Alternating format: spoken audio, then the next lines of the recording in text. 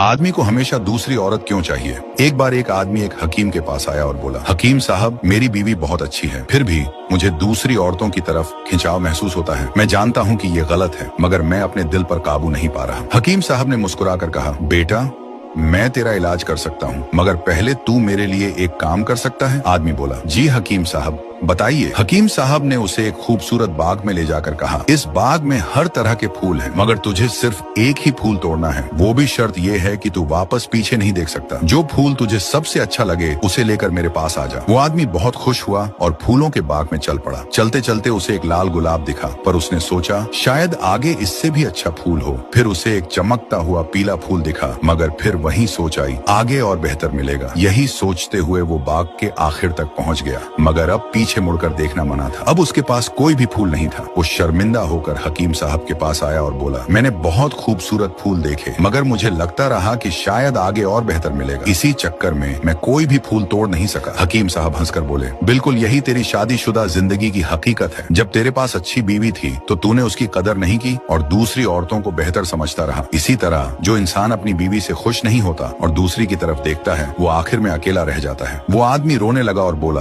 अब मैं समझ गया हकीम साहब, काश मैंने शुरू में ही उस गुलाब को चुन लिया होता। अल्लाह ताला हमें अपनी बीवी और अपनी नियामतों की कद्र करने की तौफीक दे, आमीन।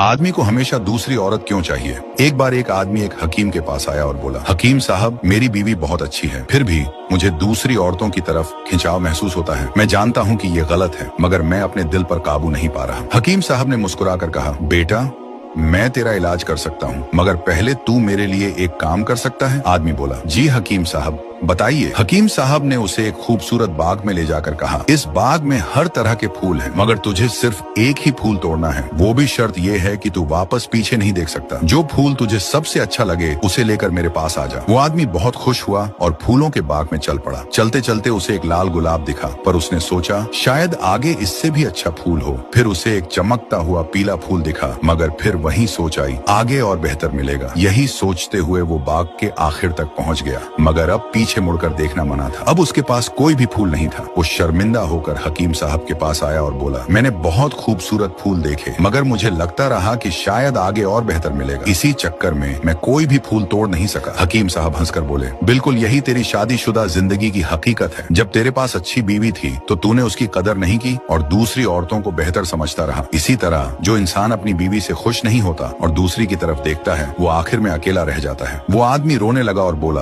अब मैं समझ गया हकीम साहब, काश मैंने शुरू में ही उस गुलाब को चुन लिया होता। अल्लाह ताला हमें अपनी बीवी और अपनी नियामतों की कद्र करने की तौफीक दे, आमीन।